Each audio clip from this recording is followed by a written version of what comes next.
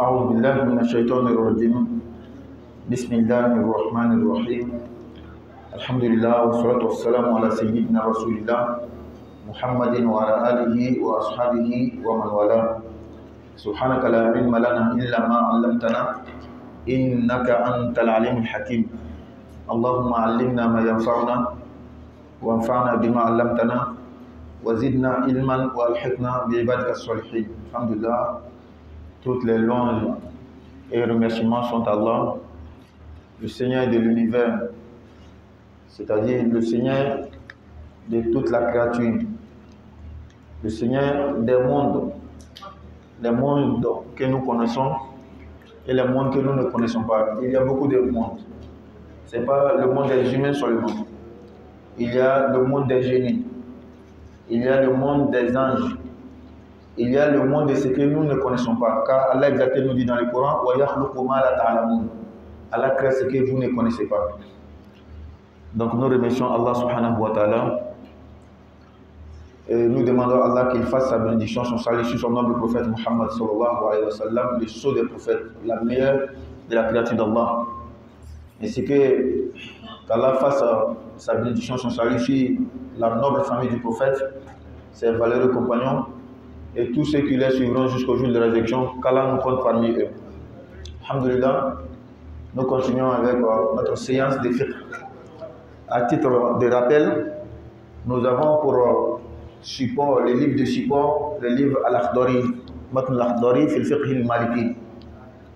Donc, le livre Akhdari qui parle de la jurisprudence musulmane, mais sur les rites malikites. Donc, essentiellement basé sur la purification, la prière. Et alhamdulillah, depuis un certain moment, nous avons terminé le livre, mais nous avons jugé bon de parler sur des questions relatives à l'après salam. Après le salam alaykum wa rahmatullah, salam alaykum wa rahmatullah, qu'est-ce qui se passe? Et nous avons suffisamment parlé des questions relatives à cela. Et même le vendredi passé, notre temps c'était la même chose. C'est que nous disons les dimanches là, on a tous besoin de ça. Il y a des gens, ils viennent le dimanche, il y en a qui n'ont pas le temps de venir ou bien qui sont loin beaucoup. On a vu que c'était bon de parler de ça en plein khutbah. Qu'Allah nous donne la bonne compréhension. Et nous avons parlé de beaucoup de choses. Je pense qu'aujourd'hui, Inch'Allah Ta'ala, ça sera la dernière assise, la dernière séance concernant ce thème. Et nous avons dit qu'après, on va reprendre encore le livre pour mieux comprendre. Même en classe, souvent, les élèves là, vous finissez souvent des cours, mais vous revenez dessus. La répétition est pédagogique. Et surtout nous, avec notre situation, il y a beaucoup de choses dans la tête. Quand il dit une fois seulement là, ça ne peut pas rentrer. Il faut revenir pour que ça rentre. Qu'Allah donne la bonne compréhension. Donc, il nous restait 2 points. Mais après encore, on a ajouté d'autres choses. Il nous restait de parler sur la salutation, le fait de se serrer les mains après la prière. On avait déjà brossé, on va revenir dessus. Et également les nafila. Et les 2 points que nous avons ajoutés, avant de continuer, hier ou bien avant-hier, il y a quelque chose qui s'est passé. Dans la mosquée, je voyais 2 frères qui se discutaient, le ton était élevé. Et tout ça, ça concerne les questions relatives à l'après salam. Donc, après, l'autre frère m'a expliqué ce qui s'est passé. En tout cas, je voyais, il parlait, le ton était élevé. Et qu'est-ce qui s'est passé? Il y a un frère qui est venu nous trouver, il est venu trouver la prière d'Isha avec nous. Lui, il n'a pas prié Maghrib. Et il est rentré avec nous dans la prière d'Isha. Pourtant, il n'a pas prié Maghrib. N'est-ce pas? Chef dit que ça ne marche pas. On va venir. Donc, le frère a fait la prière d'Isha avec nous. Pourtant, il n'a pas fait la prière d'Isha. Pardon, Maghrib. Donc, quand il a fini la prière, il ne sait pas comment il a fait exactement. Mais l'autre frère est venu le voir et lui dit que ce n'est pas comme ça on doit faire. Je ne sais pas quel ton, quelle manière le frère, le conseiller a utilisé, mais ça voulait devenir autre chose. Valable. Donc après, mais moi en tout cas j'ai entendu, lui qui a fait la prière disait au frère, mais voici l'imam, allons-y voir l'imam. N'est-ce pas? Mais finalement, ils se sont séparés, ils ne sont pas venus me voir. Mais c'est le frère qui a fait la chose là, après qui est venu m'expliquer comment ça s'est passé. Parce que l'autre était fâché. Qu'Allah donne la bonne compréhension. Et tout ça, ça concerne les choses après la prière. Parce que c'est après la prière qu'on va voir que mais c'est comment. Donc on va commencer par cette question avant de continuer. Cheikh a déjà tranché de son côté que non, il ne doit pas faire. Le fait de prier Maghrib avec nous, pourtant nous on est en train de prier Isha, les juristes musulmans al-Fuqaha ont répertorié ce problème sous un thème appelé Ikhtilaf al-Niyya. Ikhtilaf al-Ma'moum ma'al imam fi al-Niyya, fi niyyati salat al-makhsusa. La divergence de l'imam et infidèle concernant l'intention de la prière précise. C'est-à-dire, comme c'est Maghrib, peut-être que certains vont voir que c'est vilain. Bon, Maghrib 3 rakats, Isha 4 rakats, n'est-ce pas? Et si c'était jour et asr? Je pense que vous m'avez posé cette question. Ou c'était pas vous? Non, non.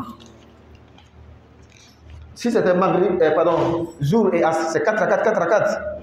Toi, tu viens de trouver en train de prier asr.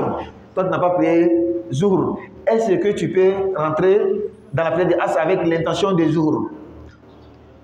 Donc, les savants appellent ça ikhtilaf al-niyya, la différence de l'intention.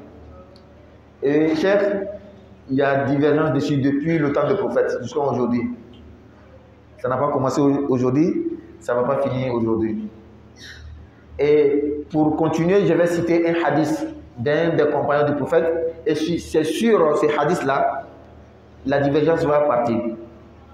Il y avait un des compagnons du prophète, je ne sais pas si c'est Mu'adh, qui faisait la prière de Isha avec le prophète. Quand il finit, il rentre à la maison, il va diriger encore la prière avec sa famille. Et c'est lui l'imam. Est-ce qu'il va vouloir faire nafila avec le prophète et puis aller faire farda avec sa famille? Non, il ne va pas vouloir. Laisser farida avec le prophète? Non. Il va forcément prier farida avec le prophète, arriver à la maison, lui va faire nafila, la famille va faire farida. N'est-ce pas? Ça s'est passé. Des hadiths authentiques. Donc voici, pour certains savants m'ont dit qu'il n'y a pas de problème que quelqu'un prie la prière de jour derrière un imam qui est en train de prier la prière de asr. Parce que Mu'adh a certainement prié Isha avec le prophète. Là, il n'y a pas de problème. Mais quand il va à la maison diriger la prière, là, sa famille est en train de prier farida derrière quelqu'un qui prie nafila. Et ça marche, mais chez certaines personnes. Mais chez les malikites, et nous on a étudié sur le rite malikite, non. La Bouddha min ittihad niyya bayna al-imam wal ma'mum. Il est obligatoire que l'imam et son fidèle soient pareils dans l'intention de la prière. Si l'imam prie jour, je dois prier jour. Si l'imam prie asr, je dois prier asr. N'est-ce pas? Donc, pourquoi j'ai cité tout ça? Quand le musulman sait que ce sujet est un sujet de divergence, il met un peu bas la tête. Il ne doit pas être catégorique, comme s'il y avait une unanimité. Vous voyez comment les choses se passent? Quand on dit, est-ce que ça c'est bon ou c'est pas bon, on regarde d'abord dans le Coran. Ah, voici un verset. Ah, il n'y a pas de souci. Qu'est-ce que le verset avait dit? Est-ce qu'il y a un hadith pour soutenir et éclaircir le sens du verset? On cherche, on cherche, on cherche. Ah, voici le hadith qui va avec le verset. Voici un hadith, voici un verset. Mais est-ce qu'il y a une unanimité depuis le temps des Sahaba sur la compréhension de ces textes de hadith et de Coran? Si oui, khalas, il n'y a plus de... On ne va plus partir à droite ou à gauche. Mais sinon, il y a une divergence au temps des Sahaba ou bien au temps des Tabi'in, mon frère, il faut faire bas la tête. Il n'y a pas de problème, tu peux suivre et soutenir ta position, mais laisse l'autre aussi suivre sa position. Qu'Allah donne la bonne compréhension. Donc, Il y a des savants qui disent que c'est pas, il n'y a pas de problème, mais en tout cas, nous ne conseillons pas. Il faut prier jour avec l'imam dans la prière de jour, prier Isha avec l'imam dans la prière de Isha. C'est ça, nous, on soutient. C'est ce qu'on connaît, mais ce n'est pas ça seulement qui existe. Il y a l'autre aussi. Prière de Muhadat. Muhadat.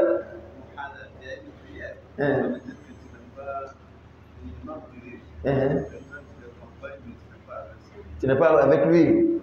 En tout cas, ça c'est autre chose, mais tous les savants connaissent ça, même s'ils ne soutiennent pas. Qu'Allah donne la bonne compréhension. Maintenant, ça c'est 4-4, jour as. Maintenant, et 3-4. C'est ça, il y a le problème. N'est-ce pas? Donc, ceux qui soutiennent qu'on peut faire une autre prière derrière un imam qui fait une prière qui n'est pas semblable à la nôtre, ils disent que même Maghrib, tu peux prier derrière l'imam qui prie Isha. Ah, mais comment ça va se passer? C'est ça le problème. Parce que c'est 3 contre 4.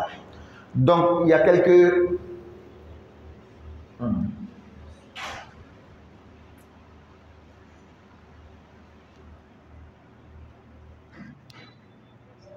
Non.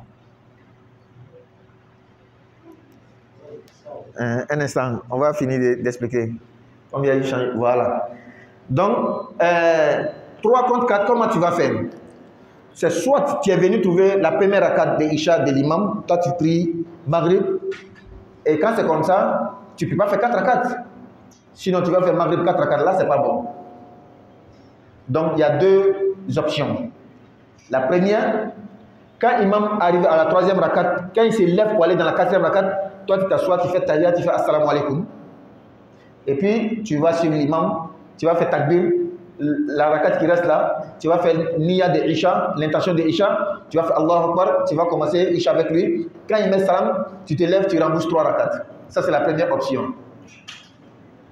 La deuxième option, arrivé à la 3e rakat, quand l'imam se lève pour aller dans la 4e rakat, toi, tu ne te lèves pas, tu t'assois. Tu l'attends. Quand il va finir la 4e rakat, il va venir te trouver, étant assis. Vous allez faire tahiyya ensemble. Il va faire salam, toi tu es libéré, tu te lèves, tu fais ta prière de Isha. Ça, c'est chez ceux qui disent que tu peux prier autre prière derrière l'imam. Mais en tout cas, chez nous, les malikites, non. Il ne faut pas te mélanger dans ces problèmes-là. Qu'Allah donne la bonne compréhension. Il y a autre cas encore. Ils sont en train de prier Isha. Toi, tu as raté première rakat. Tu veux prier Maghrib. Tu es venu trouver, ils sont dans 2e rakat. N'est-ce pas? Donc, tu vas finir la prière avec l'imam sans problème. Là, il n'y a pas de souci. Avec des niyyahs différentes. Encore, il a déjà fait 2 rakats. Il lui reste 2 rakats. Toi, tu dois faire 3 rakats. Tu fais les 2 rakats avec lui. Quand il fait salam, tu te lèves. Tu fais ta rakat qui reste. Qu'Allah donne la bonne compréhension. Non. Donc, je pense qu'on a compris. Il y a une divergence depuis le temps des grands savants jusqu'à aujourd'hui. Ça n'a pas commencé aujourd'hui. En tout cas, nous, on soutient qu'il ne faut pas faire ça. Donc, je vais compléter encore. Quand ils viennent trouver, ils sont dans Isha. Toi, tu n'as pas encore fait Maghrib. Qu'est-ce que tu fais?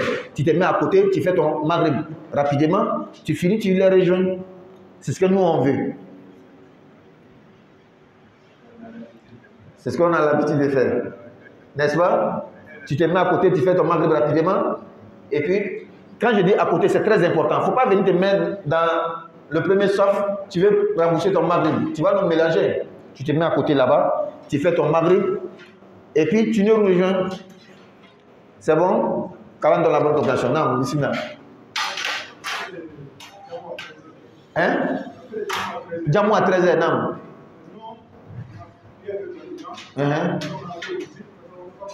Oui. Oui. Oui. Vous avez fait? Nafila. Nafila de quelle prière? Très bien. Très bien. J'ai compris maintenant la question. Je reprends la question. C'est les gens de marché. Ils ont fait Djamou entre jour et asr. La prière de 13h, la prière de 15h ou bien, non, 15h. Hein? Pardon? C'est rare, hein? À Brazzaville. Moi, mais je n'ai jamais vu ça. J'essaie, il y en a. Lui, il dit que c'est rare, mais il n'a pas dit que ça n'existe pas. Et moi-même, je n'ai jamais vu. Moi, je n'ai jamais vu. Voici une mosquée, ils sont en train de faire jour et ensemble. Oui. J'ai entendu, depuis que je suis venu à Brazzaville, j'ai entendu qu'on fait là-bas. Mais moi, je n'ai jamais vu. Parce que depuis que je suis là, je n'ai jamais vu ça. Calendrier de la bonne compréhension. On écoute ici. Hein? Donc, eux, ils ont fait jour et as ensemble. N'est-ce pas? C'est eux, ils vendent dans les magasins. Quand ils ont fini, ils sont allés au magasin. Maintenant, ils veulent faire nafila de la prière des jours. Parce qu'après le jour, on peut faire nafila, non? Mais quand tu veux faire Djamoula, est-ce que tu as le temps de faire nafila des jours? Non. Maintenant, on dit bien qu'après As, il n'y a pas nafila. Et ils ont fait Djamou. Comment est-ce qu'ils vont faire nafila de la jour? C'est ça la question. C'est très simple. Ou bien? Et pour rappeler, chef, au Hajj, là, on ne fait pas jour As. Hein? C'est pas nouveau. Au Hajj, on fait. Mais c'est à part Hajj, fait ailleurs, là, il y a divergence théologique dessus. N'est-ce pas? Chez les Malikites, on ne fait jamais ça à cause des pluies. Jour As à cause des pluies, chez les Malikites, on ne fait pas ça. C'est au Hajj, on fait. Ou bien en voyage, on fait Qasr ou Al-Jam. Calme de la bonne compréhension. Ceux qui font là, ils sont bien soutenus par des preuves. Ils ont des preuves solides. Seulement que nous, on ne fait pas. Il faut comprendre ça, il faut accepter ça. Ce qu'il fait là, il y a preuve dedans. Mais nous, on ne soutient pas. Nous, on ne fait pas pareil. Calme de la bonne compréhension. Non. Je n'ai pas encore répondu à sa question. Donc, quand ils ont fait Djamou là, Djamou, ça veut dire mettre deux prières ensemble. Or, quand ils mettent deux prières ensemble, c'est l'une des deux choses. Soit tu accumules les deux prières à l'heure de la première prière ou à l'heure de la deuxième prière. Est-ce qu'on est d'accord? Quand ils ont fait jour et as ensemble, peut-être que c'est à 13h là-bas ils ont fait. N'est-ce pas? Est-ce que 13h c'est l'heure de as? Donc l'heure de as n'est pas encore arrivée. Si on dit après as, on ne doit pas faire nafila, mais en tout cas, vous n'êtes pas encore dans l'heure de as. C'est à cause de quelque chose que vous avez mis les deux prières ensemble. Donc tu peux faire ta prière de nafila. C'est ça sa question. Et voici la réponse. Si tu veux faire nafila de jour, il n'y a pas de problème. Faut pas, tu vas dire que comme on dit après as, il n'y a pas nafila, tu ne fais pas non. Parce qu'on n'est pas encore dans l'heure de asr. C'est compris? Calme de la bonne compréhension. Non, monsieur Barry. Alaykoum salam. Après le salam, Oui. votre question est précise. Oui. L'invocation de Dieu. Oui. Très bien, une très belle question. On a beaucoup parlé des zikrs après le salam. C'est très important, c'est très bénéfique. N'est-ce pas? Dans Khoutuba, on a parlé, dans les séances, parce qu'on a parlé. La question de M. Barry est que, après le salam, ton ambition est gâtée. Tu as laissé le vent, par exemple. Les zikrs là, est-ce que tu peux faire sans les ambitions? Oui. Oui. Tu peux faire les zikrs. Subhanallah 33 fois, alhamdulillah 33 fois. Tous les zikrs là, tu peux faire sans les ambitions. Il n'y a pas de problème. Tu vas voir les mêmes valeurs là, je ne sais pas. Ça là, le tout miséricordieux de trancher. Mais en tout cas, l'ambition n'est pas une condition dans les zikrs. C'est bon? Calme dans la bonne compréhension. Non. Et on continue. Donc j'ai répondu au problème qui s'est passé aux frères. Et ça fait partie de notre thème. Hein? Donc on continue. Il nous restait al-musafaha, le fait de se saluer après la prière. C'est un sujet de débat, de divergence. Il y a certains des frères qui voient en cela une innovation, un bid'a. Ce n'est pas permis. Après la prière, il ne faut pas se saluer. Pourquoi? Parce qu'ils disent que le prophète n'a pas fait. Il n'y a pas de hadith qui montre que le prophète a fait ou bien les compagnons. Oui, c'est vrai. Mais est-ce qu'il n'y a pas une autre preuve qui parle de ça, même indirectement? C'est comme ça qu'il faut voir les choses. Bien sûr qu'il y a un hadith qui parle de ça. Le hadith, en tout cas, dans son sens, il est large. Il n'est pas spécifique. Le hadith n'a pas dit après la prière, saluez-vous. Non. Non. Mais le hadith a dit que toutefois que deux musulmans se croisent et ils se serrent la main, Allah les pardonne les péchés. On est d'accord? Le hadith est authentique. Tout le monde est d'accord? Est-ce que le hadith a spécifié un temps? Si deux musulmans se croisent avant la prière, hors de la mosquée, ils se saluent, Allah les pardonne. Mais après la prière, c'est pas bon. Est-ce que c'est comme ça? Non, d'où tu tires cette compréhension? Mais on respecte quand même la position de ceux qui disent qu'après la prière, on ne se salue pas. N'est-ce pas? Et je vais donner l'exemple. Ça m'a eu une fois ici, un frère est venu me voir après la prière. Il dit, mais pourquoi vous saluez après la prière? Les savants, il a bien dit ce jour-là, certains savants disent que ce n'est pas bon. Quand j'ai entendu sa parole, il a bien écouté, il a laissé la terminer. Et je lui ai dit, mais toi-même tu as dit que certains savants, non? Il dit oui. Il dit, mais c'est quel savant qui a dit? Il m'a dit le nom, Al-Lajnatul Da'ima. Il y a une commission des théologiens savants en Arabie Saoudite. Il dit que c'est eux qui ont dit, c'est pas permis, c'est bid'a de se saluer après la prière. Je dis, il n'y a pas de souci. Est-ce que tu sais que Ibn Baz a été le président de cette commission? Il dit oui. Et est-ce que tu sais que Ibn Baz dit qu'il n'y a pas de problème, on peut se saluer? Il dit aïe. Il dit, il ne faut pas douter, moi j'ai vu la fatwa. Si tu veux, va chercher, moi j'ai vu la fatwa. Ibn Baz dit qu'il n'y a pas de souci, on peut se serrer la main.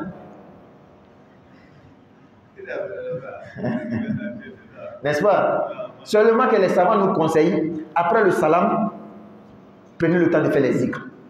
Ne vous saluez pas avant les zikrs. Et même ça, tu ne peux pas être catégorique. Parce que le zikr en question n'est pas obligatoire. 1. 2. La salutation est mentionnée dans un hadith que c'est bon, Allah pardonne nos péchés à cause de ça.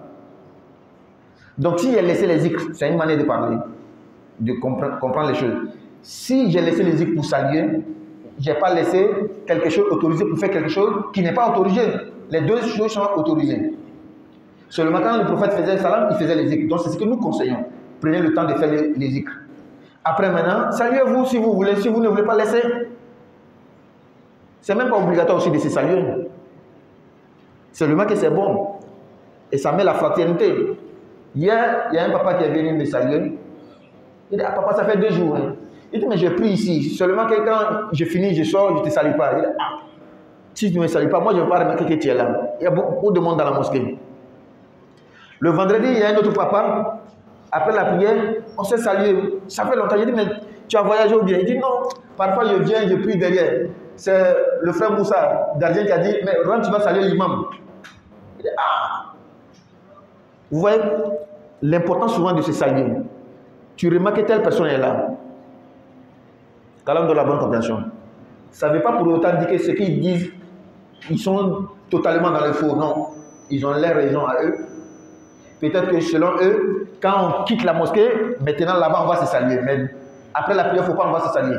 Sinon ça va devenir une innovation. Et encore, même Ibn Baz va dire qu'il ne faudrait pas que ça soit une habitude. Habitude. Là, ce n'est pas bon. Kalam dans la bonne compréhension. Et il y a un autre frère qui m'avait déjà posé la question, mais lui, sa question était, est-ce que c'est saluer après la prière là? Ça fait partie de la prière? C'est une adoration? Je lui ai dit non. Ça ne fait pas partie de la prière, ce n'est pas une adoration.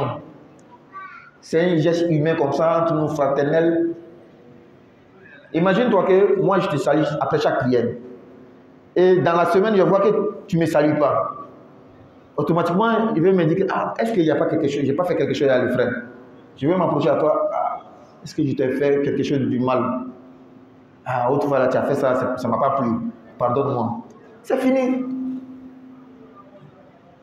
Mais si à la base, on ne se salue même pas même, peut-être que je t'ai fait quelque chose, je ne peux pas savoir. Il est plus facile de constater qu'il y a un problème entre toi et quelqu'un que lorsque vous êtes proche. N'est-ce pas? Quand on est proche, on fait beaucoup de choses ensemble. Mais tu as commencé à te reculer, je vais savoir qu'il y a un problème. Kalam donne la bonne compréhension. On n'a pas dit que ceux qui ne se saluent pas, ce n'est pas bon. On respecte les positions. Et moi, si je t'ai remarqué que tu n'aimes pas ça, il n'y a pas de souci. Quand j'arrive, je passe. Je salue lui il n'y a pas de problème chez lui. Kalam donne la bonne compréhension. Non. Non. Oui. La prière. Oui.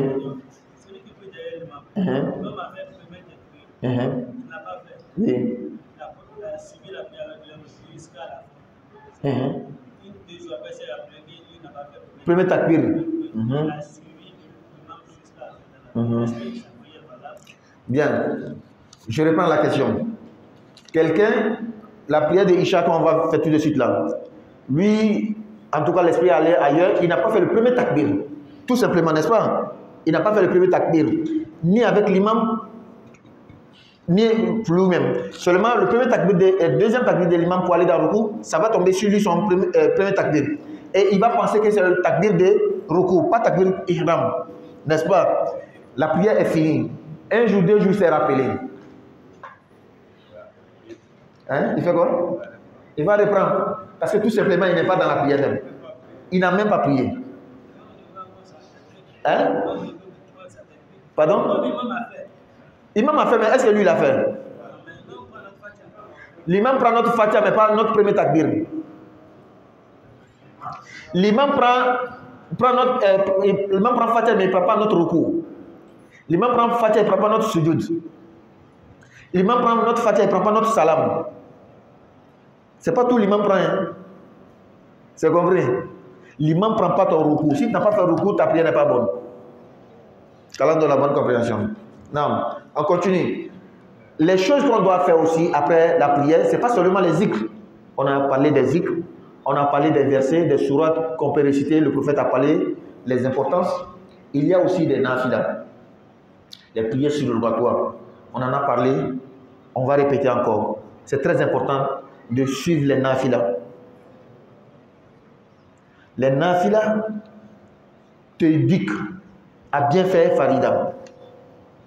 Il y a un frère qui m'a dit, il dit, les nafilas sont comme des boucliers, ils protègent ton acte obligatoire.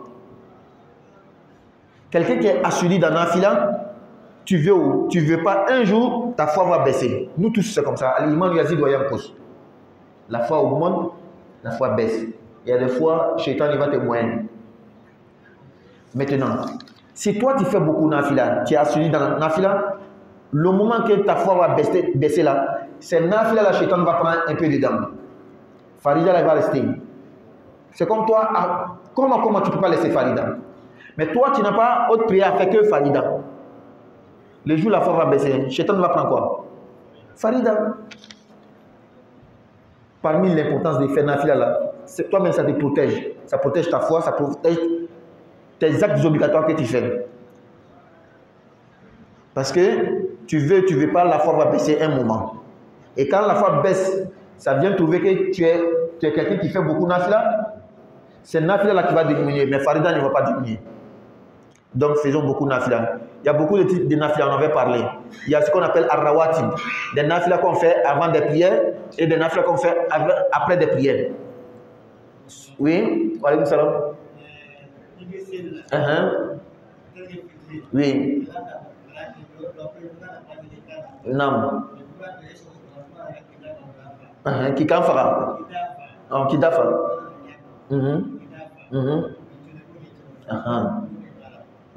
Il va pour voir la même là-bas. Très bien. Tu es en train de prier la prière de Maghrib. Et tu es grippé. Il y a le rhume qui est là. Et il y a le crachat qui est venu dans ta bouche. Donc, tant que tu n'as pas craché, tu ne peux pas lire encore.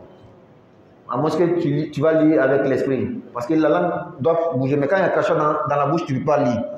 Maintenant, la question est que tu dois avaler ou bien cracher. N'est-ce pas? Donc, la question de la manière ça a commencé, c'est pas comme ça, c'est fini. Tu pensais que tu allais me dire, est-ce que tu peux continuer comme il y a crachat, tu ne veux pas avaler? Tu ne peux pas sortir aussi pour aller cracher. Est-ce que tu peux continuer à lire comme ça dans ton esprit? Et puis, quand tu vas finir la prière, je pensais que c'est comme ça que tu allais poser la question. N'est-ce pas? Donc, quand il y a crachat dans ta bouche, bon, il y a crachat, il y a les mauves aussi. N'est-ce pas? Tu dois jeter.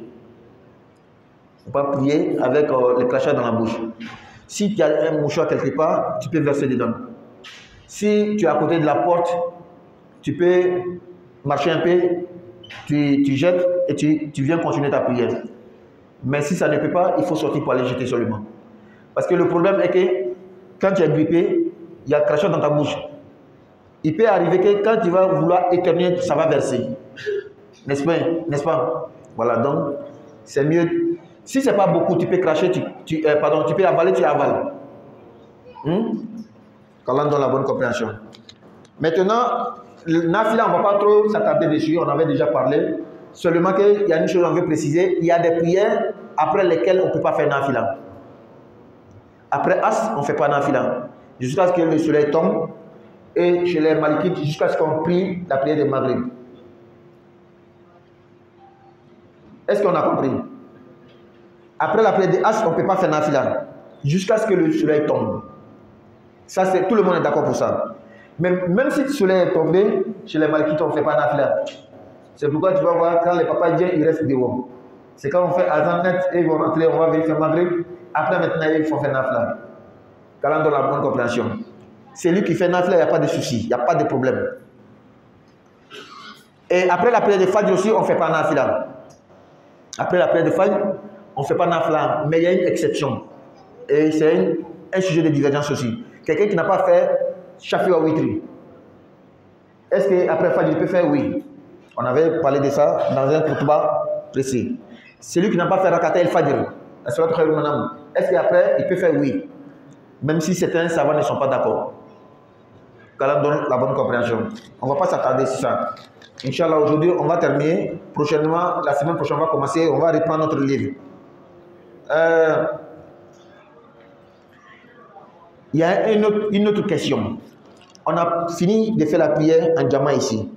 Il y a un frère, deux frères qui sont venus se trouver après le salam. Est-ce qu'ils peuvent se mettre ensemble pour faire une Jama pour prier, pour avoir le mérite de la prière en groupe? Les Malikites vont dire quoi? Il n'y a pas deux diamants dans une mosquée. Voilà. Les Malikites, il n'y a pas deux diamants dans une mosquée. Si l'imam a fini, tout le monde qui va venir là, vous faites individuellement. Pourquoi? Pour éviter les conflits. Pour éviter les conflits. N'est-ce pas? Donc, ce qui veut dire que c'est les autres, il n'y a pas de problème. Souvent, quand je dis que chez nous, les Malikites, je n'ai pas dit que la mosquée est malikite. Hein? Non, non, non. Moi, c'est comme ça que j'ai appris. C'est ce que je vais dire. C'est comme ça que moi j'ai appris. On a appris l'Akhdari, Ashmawi, Muqaddima, Risala, Fatou Jawad, Sheikh Khalil. Et même finalement, arrivé à l'université, on a vu beaucoup de mazhab, on a commencé à changer petit petit. On n'a pas tout laissé, mais on n'a pas pris tout aussi. N'est-ce pas? Voilà. Donc, nous, en tout cas, dans notre mosquée, on n'a pas ce problème-là. Une personne, deux personnes, ils viennent, ils peuvent faire les diamants. N'est-ce pas? Mais si tu connais très bien que telle mosquée, l'imam ne veut pas ça, laisse. Il n'y a pas de souci. Qu'Allah donne la bonne compréhension. Et même, la question, on va approfondir un peu. Faire deux diamants en même temps, là, tout le monde est d'accord que ce n'est pas bon. Au moment où nous, on est en train de prier, vous faites votre diamant à côté, là. Là, ce n'est pas bon. N'est-ce pas? Ça, c'est pas bon. Un. Deuxièmement, X, Y, Z, ils s'attendent au préalable pour dire qu'on ne va pas prier avec l'imam là. Venez, on va faire notre prière à part. Là aussi, c'est pas bon. Ça devient autre chose. Et j'en ai vu des exemples. 1, 2, 3, 4. Et ils ne prient jamais avec l'imam. Ils prient toujours après l'imam. Et puis ils se mettent ensemble pour faire le diamant. Là, c'est pas bon. Ah, laissez rester à la maison en même temps. C'est pourquoi la divergence, ou bien, c'est-à-dire que la discorde, c'est pas bon. C'est que moi-même, à cause de 10 minutes de prière seulement, l'imam dit que non, c'est à 7 heures on doit prier. C'est-à-dire qu'ils disent que non, quand on regarde, c'est comme ça. Donc, ils ne prient pas avec l'imam. Il reste 10 minutes après, il vient prier. Quand on donne la bonne compréhension. Non. Sinon, une personne, deux personnes, ils ne se sont pas attendus d'avance. Seulement, il est venu en retard, une personne. Ils peuvent se mettre ensemble pour faire former un diamant, pour prier, pour avoir les mérites. Il n'y a pas de souci. En tout cas, même si nous, on a appris avec le rythme maliki, mais ça là, il n'y a pas de problème chez nous. Qu'Allah donne la bonne compréhension. Et une autre chose, toujours c'est après le salam. On voit souvent quand on finit la prière ensemble, pour faire nafila, quelqu'un se déplace pour aller à côté. Pourquoi ils font ça? Est-ce que c'est permis? Est-ce que c'est recommandé? N'est-ce pas? Parce qu'on voit régulièrement, après le salam, on se déplace un peu pour faire nafila. Oustaz, c'est ça, non? Voilà. Qu'est-ce qui nous amène à faire ça? La base d'abord, c'est un hadith du prophète sallallahu alayhi wa sallam qui dit qu'après la prière de Juma, il a précisé Juma, ne faites pas nafila sans avoir parlé ou bien quitter la mosquée. Après Juma, avant de faire nafila, il faut parler avec quelqu'un d'abord ou bien il faut quitter la mosquée. Ça, c'est spécialement Juma. Mais si c'est sur ce hadith-là, les savants se sont basés aussi que même les autres prières. Avant de faire nafila, il faut au moins parler ou bien se déplacer. Quelle est la sagesse? C'est pour montrer aux nouveaux convertis, aux non-connaisseurs, que la prière obligatoire est finie. Ce qu'on fait là, ce n'est pas obligatoire. C'est surrogatoire. C'est pour faire la différence. N'est-ce pas? Donc, quand on est dans un lieu, quelque part où tout le monde connaît la règle, souvent ce n'est plus un problème. Les usuliyoun, des théologiens qui disent que al-hukmu yaduru ma'illatihi wujudan wa adama. Si on dit que ça c'est bon à cause de ça, si ça ce n'est plus là, ce n'est pas bon. Si on dit que ça c'est pas bon à cause de ça, mais ça ce n'est plus là, c'est que ça devient bon. Donc si le but c'est de faire la différence entre Farida et Nafila, si tout le monde connaît, il n'y a plus de problème. N'est-ce pas? Qu'Allah donne la bonne compréhension. Et il y a une autre sagesse encore dedans. Quand on se déplace, les taksiri, c'est pour multiplier les endroits dans lesquels on va faire sujoud. Parce que la terre là-bas témoigne pour ou contre nous le jour de la résurrection. Donc je prie Farida ici, je prie Nafila ici. Qu'Allah donne la bonne compréhension. Si tu ne déplaces pas, il n'y a pas de souci. Celui qui ne se déplace pas, il n'y a pas de problème. Il n'a commis aucune faute.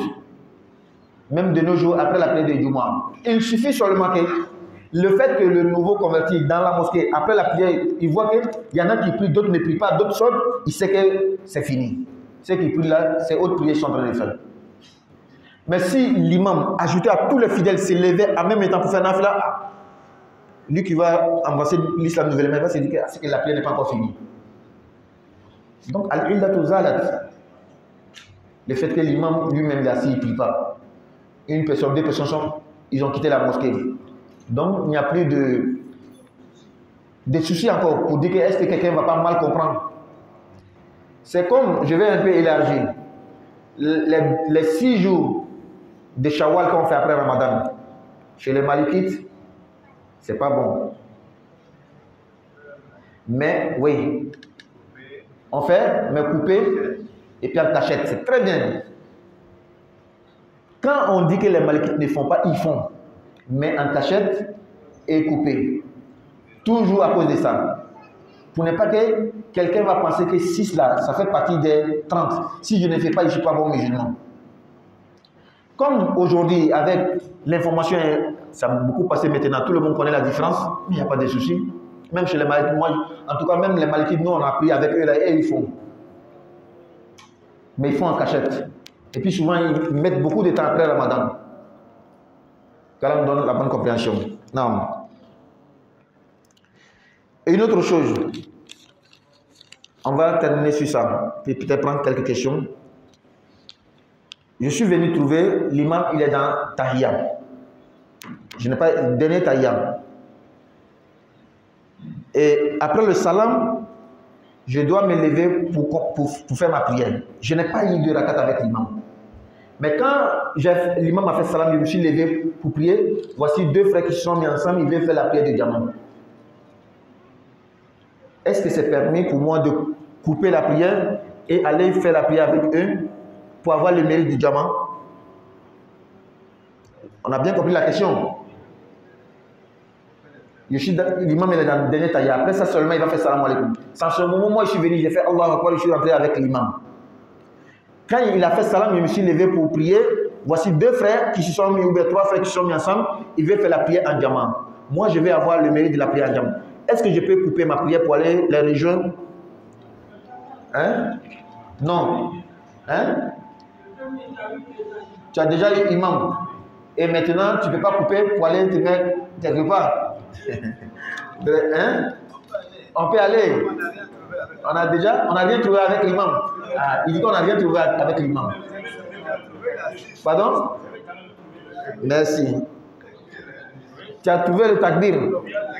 On va expliquer, on va se comprendre. on va se comprendre.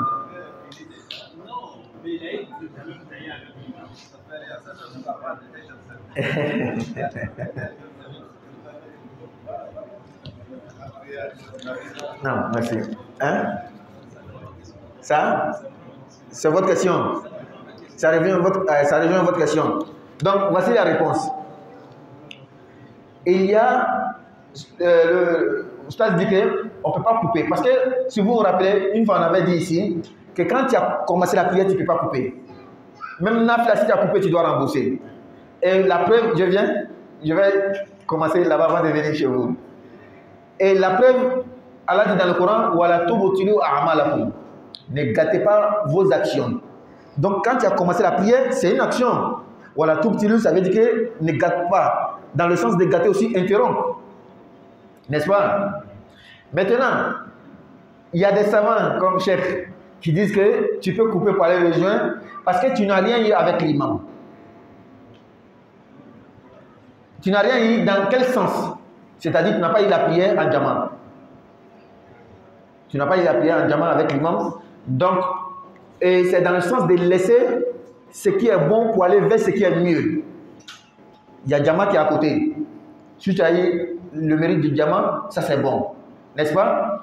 Il faut tout simplement dire qu'il y a eu cette divergence-là depuis longtemps. Ça n'a pas commencé aujourd'hui. N'est-ce pas? Et la vraie question, quand est-ce qu'on trouve le mérite de la Jama avec l'imam? C'est ça la vraie question. C'est à quel moment on considère que j'ai eu la Jama et je dois avoir le mérite de la Jama? Il y a deux positions. La première position dit que tant que l'imam n'a pas dit assalamu alaikum, tu as le mérite de la Jama. Donc avec eux, ce n'est pas la peine de couper ta prière pour aller rejoindre l'autre Jama. Tu as déjà eu le mérite du Jama. Un. Deuxièmement, on ne doit pas interrompre une action qu'on a commencée. Donc ça rejoint la position de Oustaz. Hein? Tant que l'imam n'a pas fait salam alaikum, tu as le mérite de Jama. La deuxième position dit que le prophète dit sallallahu alayhi wa sallam, man adraka rak'atan faqad adraka as-salam.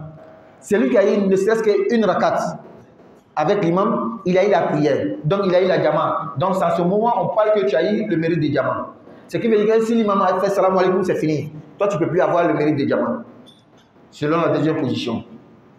Et pour ça, comme il y a une autre Jama qui vient et tu veux avoir plus de mérite, il n'y a pas de souci, tu peux interrompre. Tu as une excuse valable pour interrompre. Sinon, tu ne devrais pas interrompre comme Allah a dit. Voilà tout le a'malakum. N'est-ce pas? Donc ça devient maintenant un sujet de divergence et chacun est libre de choisir sa position.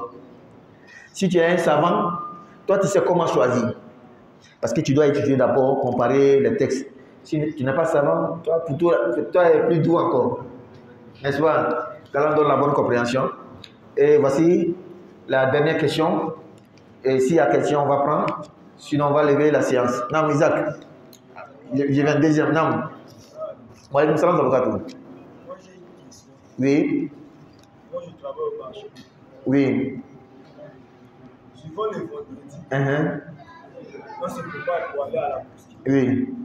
Mais 12h48, Oui. 12h50, il y a des gens qui reviennent au marché, qui étaient à la mosquée pour prier. Et c'est? Ils reviennent de la mosquée, ils disent qu'ils étaient à la mosquée pour prier. Ah, ils ont déjà fini? Ils ont fini à 12h50. Oui. 12h50? 12h50, 12h48, et encore des gens. 11h ou bien 12h? 12h. 50? 12h50. Oui. Ils ont fini de prier, ils étaient à la mosquée pour prier. Oui. Et aujourd'hui, il y a un frère là-bas au boulot. 12h50, il s'est là pour faire la prière. Maintenant, je voudrais poser la question. Est-ce que tu n'as pas d'occupation, tu n'as rien à faire. Tu peux prier avant l'air, c'est permis ou c'est pas permis? Je n'ai pas bien compris la question. C'est le vendredi, la prière de vendredi. Et eux, ils ne prient pas avec la diamant. Hein? Sa question est ceci. Oui. Il y a une mosquée à la Riva. Oui. Eux commencent le combat avant. Avant, oui. 12h50. Oui. Oui, sa question maintenant. Est-ce qu'on peut prier avant l'heure? C'est-à-dire avant 13h. C'est-à-dire, selon toi, Douma, là, comme nous on fait ici, c'est 13h. Et il prie avant 13h. Est-ce qu'on peut prier avant 13h? Merci, là j'ai compris maintenant la question.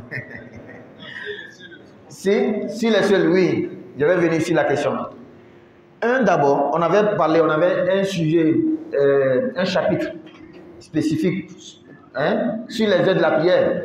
On avait bien expliqué. Ce n'est pas une question de 13h, 12h, 50. Non, ce n'est pas une question de ça.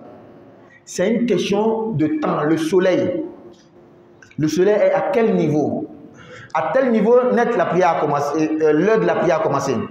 Jusqu'à, tu vois que j'ai dit jusqu'à, non? Jusqu'à telle heure. Donc dans l'intervalle là, on peut faire la prière. Si la mosquée Shamsou Bouddha décide de faire à 13h, qui est dans l'intervalle, il n'y a pas de souci. Si l'autre mosquée veut faire à 12h50, il n'y a pas de souci du moment qu'ils sont dans l'intervalle. Allez là, c'est 11h40, non? Chez eux, 11h45.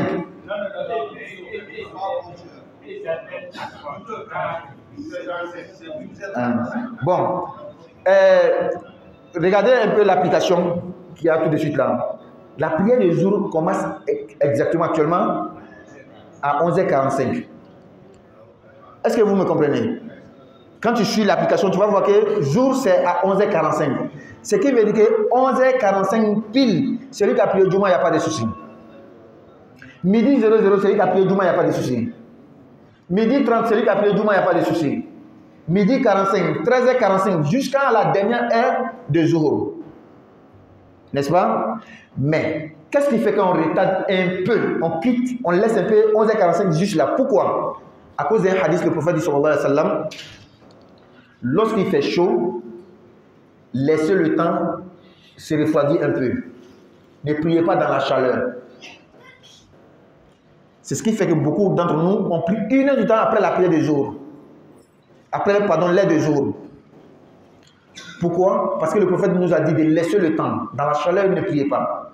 Tu n'es pas concentré dans la prière, ça fatigue, n'est-ce pas? Il fait chaud. C'est à cause de ça. Donc, s'il y a une mosquée qui prie à 12h50, il n'y a pas de souci. Maintenant, l'autre volet de la question. Est-ce que toi, tu peux prier avant la mosquée? Toi seul. Prier avant la mosquée, même si tu es dans le temps. S'il n'y a pas d'excuse, ne fais pas. Mais s'il y a une excuse, je voyage par exemple, je suis à la gare, on doit décoller. Quand on décolle, on va faire 2 heures du temps. Mais il est 11h50. Il est 11h50. Actuellement, le jour commence à 11h45. Moi, je dois décoller. On va décoller à 13h00. Pardon, à midi 00. Il est 11h50. Je peux faire ma prière de jour. Mais si seulement moi, je veux pas prier avec la mosquée, là, c'est pas bon. Parce que le prophète nous a dit de prier avec la diamant. Et ça fait partie des signes de l'hypocrisie pour un homme, garçon, qui ne prie pas avec la diamant. Les compagnons, ils reconnaissaient les hypocrites avec ceci. Donc, ce n'est pas bon. Qu'Allah donne la bonne compréhension. Est-ce que tu as bien compris la question? Non. Dans combien de minutes? Il est déjà l'heure. Mais je vais prendre quand même la question de Berthe. Sinon, il est déjà l'heure. C'est bon? D'accord, prochainement, Inch'Allah. On va rester ici. Subhanakallahumma wa bihamdika, nashhadu an la ilaha illa anta, nastaghfiruka wa natubu ilayk. Subhana rabbika rabbil izzati amma yasifun wa salamun alal mursalin walhamdulillahi rabbil alamin.